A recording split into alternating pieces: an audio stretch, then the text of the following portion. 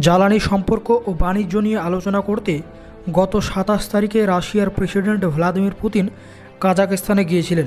সেখানে কাজাখস্তান সরকার ভ্লাদিমির পুতিনকে guard of অনারে সম্মানিত করেছেন। রাশিয়া থেকে কাজাখস্তান সফরকালে পুতিনের উড়োজাহাজকে দুটি উন্নত মানের যুদ্ধজাহাজ নিরাপত্তা দিয়েছিল। এত কড়া নিরাপত্তার কারণ হিসেবে জানা গিয়েছে যে রাশিয়ার সাথে ইউক্রেনের যুদ্ধ চরম পর্যায়ে পৌঁছেছে। এমন সময় প্রেসিডেন্ট পুতিনের উপর নানান রকমের চক্রান্ত করতে পারে শত্রু দেশ। সেই জন্যই এমন সুরক্ষিত বলয় তৈরি করে কঠোর নিরাপত্তার মধ্যে দিয়ে প্রেসিডেন্ট ভ্লাদিমির পুতিনকে কাজাখস্তানে নিয়ে যাওয়া হয়েছিল।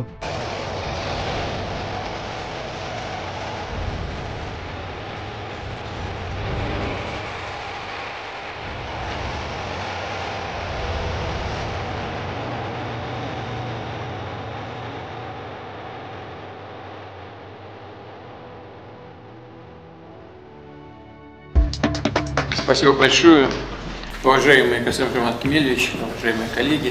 Я хочу прежде всего поблагодарить президента за такую торжественную встречу.